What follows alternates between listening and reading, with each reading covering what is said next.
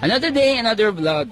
This is Parker, and for today's video ay kakain tayo ng famous pansit from Isabela at Tugigaraos, which is Pansit Kabagan at Pansit Batil Patong.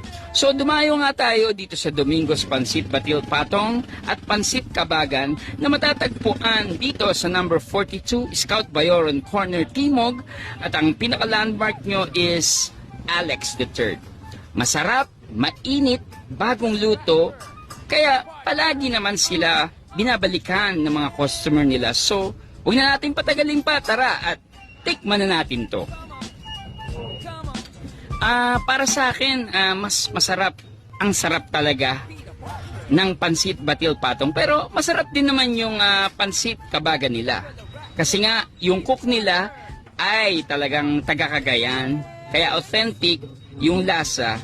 Kaya kung maghahanap kayo ng masarap, authentic na Pansit Kabagan at Pansit Batil Patong, tara na dito sa Domingos Tugigaraos Best.